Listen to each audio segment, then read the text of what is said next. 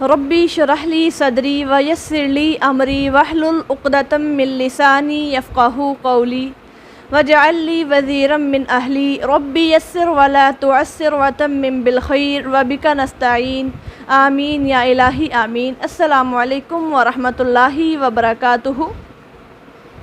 اعوذ باللہ من الشیطان الرجیم، بسم اللہ الرحمن الرحیم۔ آج ہمارا لیسن ہے آیت نمبر 8 تا 11 سورہ یاسین۔ جیسا کہ ہم نے کل سٹارٹ کیا ہے تو آج اس کا ہمارا الحمدللہ لیکچر نمبر 2 ہے۔ تو یہ جو سورہ یاسین ہے یہ ترتیب نزول کے اعتبار سے 41ویں سورت ہے اور ترتیب تلاوت کے اعتبار سے یہ 36ویں سورت ہے۔ تو ذرا دیکھیے کل کے لیسن میں ہم نے جو پڑھا، آپ میں سے بہت زیادہ اسٹوڈنٹس نے، امید کرتی ہوں کہ لیسن کو اچھے سے یاد کیا ہوگا۔ اللہ تعالیٰ سے دعا ہے کہ اللہ تعالیٰ آپ کو ہمیشہ کے لیے اپنے اس قرآن کے سفر کے ساتھ جوڑ دے، آمین یا الہی آمین۔ تو آئیے آج ہم لیسن سٹارٹ کرتے ہیں۔ پہلے ہم لفظی ترجمہ پڑھتے ہیں، پھر ہم اس کی رینڈملی تفسیر کرتے ہیں۔ بسم اللہ الرحمن الرحیم، شروع اللہ کے نام سے جو بڑا مہربان نہایت رحم کرنے والا ہے۔ انا جعلنا فی اعناقہم، بے شک ہم نے ڈال دیے ہیں ان کی گردنوں میں، اغلالا توق، فہی الی الاذقان، جو تھوڑیوں تک پہنچ گئے ہیں، فہم مقمحون، جس سے ان کے سر بھی اونچے ہو گئے ہیں۔ وجعلنا، اور ہم نے بنا دیے ہیں، من بین ایدیہم، ان کے آگے، سدن دیوار، ومن خلفہم، اور ان کے پیچھے بھی، سدن دیوار، فاغشیناہم، پس ہم نے ان کو ڈانپ دیا ہے، فہم لا یبصرون، پس وہ دیکھتے بھی نہیں ہیں۔ وسواء علیہم، اور برابر ہے ان پر، انذرتہم، کیا آپ انہیں ڈرائیں، ام یا لم نا تنذرہم، آپ انہیں ڈرائیں، لا یؤمنون، وہ ایمان نہیں لائیں گے۔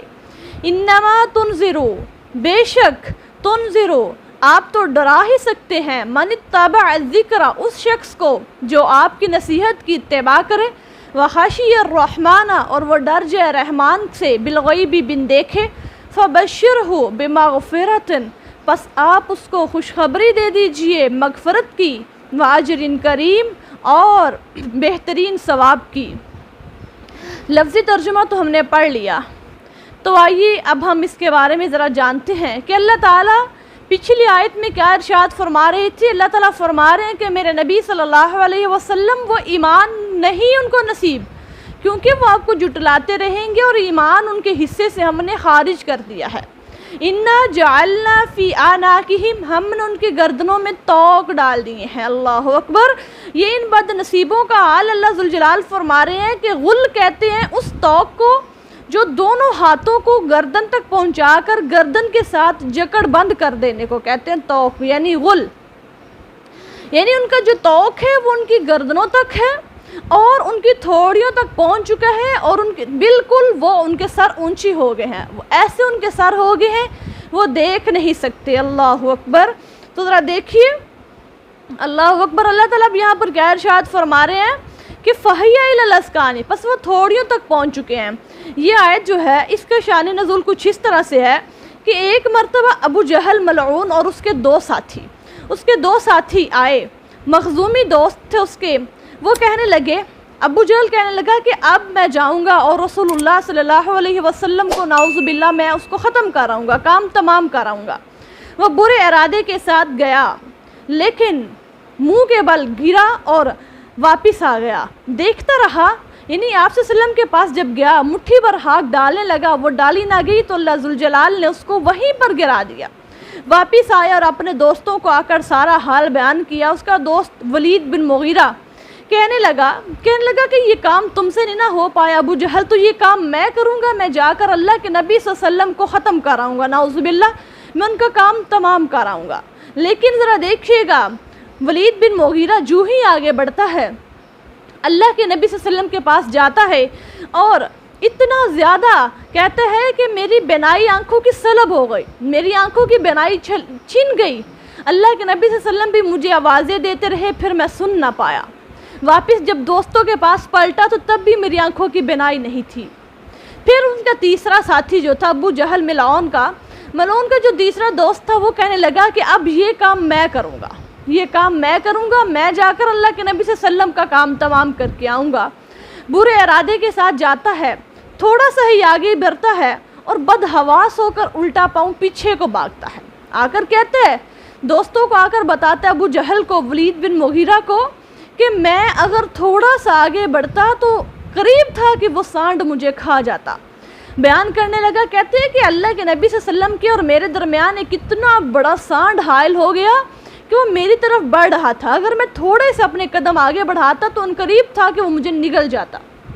یعنی دیکھیں ذرا، جس نے بھی اللہ کے نبی صلی اللہ علیہ وسلم کے ساتھ ایسی حرکت کرنے کی کوشش کی تو اللہ تعالیٰ نے ان کو دنیا والوں کے لیے عبرت کا نشان بنا دیا۔ پھر اللہ ذوالجلال فرماتے ہیں کہ میرے نبی صلی اللہ علیہ وسلم آپ کہہ دیجئے، اگر تم میرے نبی کی پیروی کرو گے تو تم بادشاہ بن جاؤ گے۔ اب جو ابو جہل ملعون تھا نا، وہ کہنے لگا کہ ذرا دیکھو تو صحیح کہ ایک نبی ہے جس کا نام محمد کریم ہے صلی اللہ علیہ وسلم، وہ لوگوں کو کہتے ہیں کہ اگر تم میری پیروی کرو گے تو تم وقت کے امام اور بادشاہ بن جاؤ گے، مرنے کے بعد تمہیں خلد کے جانشین ہو جاؤ گے، یعنی تم ہمیشہ ہمیشہ جنت میں چلے جاؤ گے۔ یہ ابو جہل کس سے کہہ رہا ہے؟ لوگوں کو کہہ رہا ہے، ٹھیک ہے، ایک محفل جما کے لوگوں سے باتیں کر رہا ہے، اور اگر تم اس کا خلاف کرو گے تو یہاں ذلت کی موت مارے جاؤ گے اور وہاں عذابوں میں تم گرفتار ہوگے، یعنی وارننگ۔ آج آنے تو دو، اس وقت رسول اللہ صلی اللہ علیہ وسلم تشریف لائے، آپ کی مٹھی میں خاک تھی۔ آپ ابتدا سورہ یاسین سے لے کر، یعنی یاسین والقرآن الحکیم انک لمن المرسلین، سٹارٹنگ والی آیتیں پڑھتے ہوئے فہم لا یبصرون تک پڑھتے ہوئے آ رہے تھے، اللہ تعالیٰ نے ان سب کو اندھا کر دیا۔ اللہ اکبر! ذرا دیکھیے کہ جس نے نبی صلی اللہ علیہ وسلم کے خلاف باتیں کی، اللہ تعالیٰ نے اپنے نبی کا خود آگے بڑھ کے دفاع کیا، اور آپ ان کے سروں پر خاک ڈالتے ہوئے تشریف لے گئے۔ ان بدبختوں کا گروہ، ایک گروہ آپ کے گھر کو گھیرے میں لیے ہوئے تھا کہ کس بات کی وجہ سے؟ اس کے بعد ایک صاحب، ان میں سے ایک دوست ایک گھر سے نکلے، ان سے پوچھا کہ تم یہاں کیوں کھڑے ہو، تم نے یہاں پر گھیرا کیوں ڈالا ہوا؟ انہوں نے کہا کہ محمد صلی اللہ علیہ وسلم کے انتظار میں ہیں، آج انہیں زندہ نہیں چھوڑیں گے، نعوذ باللہ۔ اس نے کہا کہ واہ واہ، وہ تو چلے بھی گئے اور تم سب کے سروں پر خاک بھی ڈال گئے، یقین نہ ہو تو اپنے سروں پر ہاتھ پھیر کر دیکھ لو۔ اب جو وہ اپنے سر پر ہاتھ پھیرنے لگے تو واقعی خاک نکلی۔ دیکھیں ذرا، اللہ کے نبی صلی اللہ علیہ وسلم وہاں سے گزر بھی گئے اور ان مشرکوں کو پتہ بھی نہ چلا۔ پھر اللہ ذوالجلال فرماتے ہیں کہ میرے نبی صلی اللہ علیہ وسلم آپ فرما دیجئے۔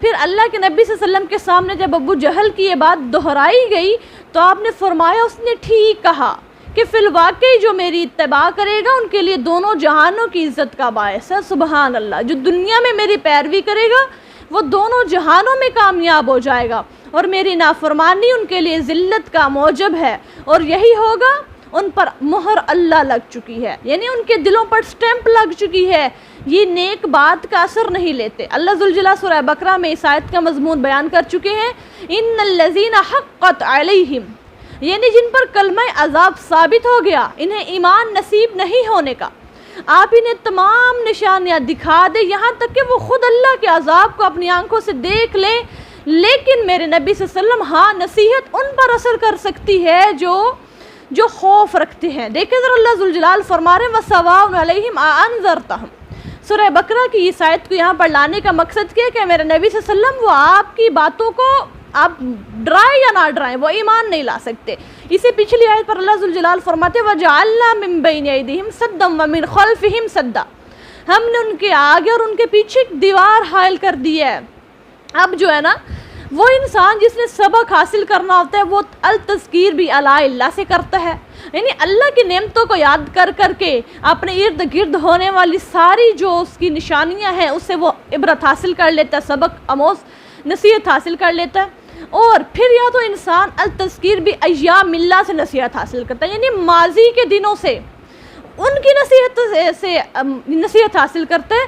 لیکن اللہ ذوالجلال فرما رہے ہیں یہ وہ بدبخت ہیں کہ ان آنکھوں کے سامنے، ان کی آنکھوں کے سامنے کیسی دیوار حائل ہو چکی ہے، جو دنیا کے اندر جو نشانیاں ہو رہی ہیں وہ انہیں دیکھ ہی نہیں پا رہے۔ دیکھیں ذرا کتنی بڑی بات ہے کہ ہماری آنکھوں کے سامنے کوئی بات ہو رہی ہے اور ہمیں پتہ ہی نہ چلے۔ اللہ ذوالجلال فرما رہے ہیں یہ وہ کافر، یہ وہ منافق اور مشرکین ہیں جن کے ارد گرد ساری نشانیاں ہو رہی ہیں لیکن ان کی آنکھوں کے سامنے ہم نے دیوار حائل کر دی ہے کہ ان کو پتہ ہی نہیں چل رہا، اور پھر ماضی کی نشانیوں سے بھی وہ کوئی سبق حاصل نہیں کر رہے۔ اللہ اکبر، یعنی اپنے ارد گرد ماحول سے سیکھ جانا بھی اللہ تعالیٰ کی بہت بڑی ایک نعمت ہے۔ ہر طرف سے ایمان کی راہ بند ہے، ان کے سامنے دنیا کے غرور کی دیوار ہے، یعنی وہ دنیا میں اتنے سرمست ہیں، اتنے مغرور ہیں، اتنے مغن ہیں کہ اللہ ذوالجلال فرماتے ہیں ان کے سامنے ایمان کی ساری راہیں بند ہو چکی ہیں، ان کے سامنے ایمان بالکل بند ہو چکا ہوا ہے، اور ان کے پیچھے آخرت کو جھٹلانے کی اور وہ جہالت کے قید خانے میں قید ہیں۔ اللہ اکبر، کتنی بڑی بات ہے کہ ان کے پیچھے جو ہے آخرت کو جھٹلانے کر وہ آخرت کو انہوں نے جھٹلا دیا، اور وہ جھٹلانے اور وہ اپنی جہالت کے قید خانے میں بند ہے۔ استغفر اللہ، اللہ تعالیٰ کی طرف سے انسان کو ایک سبق مل جانا، اس کو عبرت مل جانا اور اس کو نشانیوں پر غور و فکر کرنا آ جائے، یہ بھی اللہ کی طرف سے بہت بڑی ایک عنایت ہے۔ پھر اللہ فرماتے ہیں اے میرے نبی صلی اللہ علیہ وسلم، اب انہیں ڈرائیں یا نہ ڈرائیں وہ ایمان نہیں لائیں گے۔ اب اس بات کو ذرا آپ غور کیجئے کہ اللہ تعالیٰ کا ان پر یہ ایمان قبول نہ کرنا ان کا کوئی جبرن نہیں ہے، بلکہ ان کی اپنی ہی حرکتوں کی وجہ سے ہے، ان کی سرکشیوں، ان کی عناد، ان کی دشمنی، ان کی ہٹ درمیوں کی وجہ سے ہے کہ انہوں نے کبھی ایمان کو قبول کرنے کی کوشش ہی نہیں کی، انہوں نے کبھی ایمان کی طرف قدم بڑھانے کی کوئی ایفرٹ ہی نہیں کی۔ تو اللہ فرماتے ہیں میرے نبی اب وہ ایمان نہیں لائیں گے، کیونکہ خاتم اللہ علی قلوبہم، میں نے ان کے دلوں پر مہر لگا دی ہے۔ انما تنذر، میرے نبی صلی اللہ علیہ وسلم آپ تو صرف انہی کو ڈرا سکتے ہیں جو آپ کی نصیحت کی اتباع کرتے ہیں، یعنی وہ لوگ جو آپ سے ہدایت لینا چاہتے ہیں۔ وخشی الرحمن بالغیب، اور وہ اللہ تعالیٰ کو بن دیکھے ڈرتے ہیں، یعنی اللہ تعالیٰ فرماتے ہیں کہ قرآن کو ماننے والے جو ہوتے ہیں، جو دین کو ماننے والے ہوتے ہیں، اللہ سے ڈرنے والے ہوتے ہیں، اور وہ ایسی جگہ بھی اللہ کا خوف رکھتے ہیں جہاں کوئی اور دیکھنے والا نہ ہو۔ وہ جانتے ہیں کہ اللہ تعالیٰ ہمارے حال پر مطلع ہے اور وہ ہمارے افعال کو دیکھ رہا ہے۔ ایسے لوگوں کو تو گناہوں کی معافی اور اجر عظیم اور جمیل کی خوشخبری سنا دیجیے میرے نبی۔ یہ دیکھیے اللہ ذوالجلال اپنے نبی صلی اللہ علیہ وسلم کے تھرو کن لوگوں کو بشارت دے رہے ہیں، جو لوگ نصیحتوں پر عمل کرتے ہیں، میرے نبی کی اتباع کرتے ہیں، وہ اللہ سے بن دیکھے ڈرتے ہیں۔ پھر اللہ ذوالجلال فرماتے ہیں جیسے کہ ایک اور آیت میں ہیں، جو لوگ پوشیدگی میں بھی اللہ کا خوف رکھتے ہیں ان کے لیے مغفرت اور ثواب کبیر ہے۔ سبحان اللہ، کتنی بڑی بات ہے۔ فَبَشِّرْهُ بِمَغْفِرَةٍ، اللہ تعالیٰ کہتے ہیں میرے نبی ان کو معافی کی بشارت دے دیجئے، میں نے ان کے سارے گناہ معاف کر دیے۔ وَأَجْرٍ کریم، اور ان کے لیے بہت ہی زیادہ بڑا اجر ہے، بہت زیادہ برکت اور بہترین ثواب ہے ان کے لیے۔ آج کے ہمارا لیسن اتنا ہے، اور آپ سب نے اس لیسن کو بہت اچھے سے یاد کرنا ہے۔